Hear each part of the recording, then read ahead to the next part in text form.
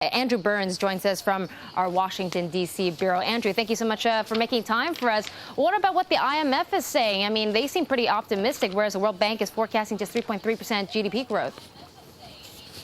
Well, I think first thing to clear up, Susan, there are some differences in the way that we aggregate data between us and the IMF. So that figure that Mr. Strauss-Kahn was mentioning and our growth figure is 3.3 are a lot closer than you think. This is sort of a technical issue that we probably can't get into here. But generally, our views are not that different. What we're expecting to see this year is relatively strong growth, it easing as we go into 2011 as some of the fiscal stimulus factors cease to play as big a role as they have this year.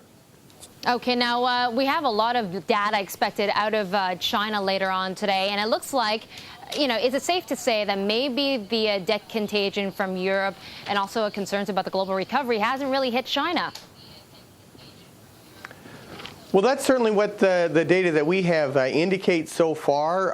There is no strong impact if you look at financial indicators for China, and certainly for trade, industrial production. Those continue to grow very quickly in China, but also in the rest of East Asia and much of the developing world. We're expecting the developing world as a whole to be growing at a 6% rate this year and through to 2012. So that's very strong growth.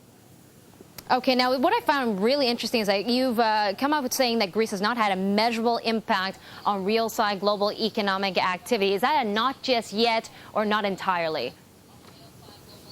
Well, that's very much the $6 billion question, I guess. What we're saying in the report is that the situation in Greece and in Europe in general has the potential to derail or slow growth going forward, but it also certainly has the potential to be just a minor blip on the road. What matters is how things play out in the next few days and weeks, whether policymakers are able to contain some of the tensions that are in markets. And indeed, if we look at what's going on now, the announcements of fiscal consolidation in Germany, expected in the UK, the recent discussion of Mr. Bernanke in the US, all of that seems to be going in the direction that would help to reduce the likelihood of a bad outcome.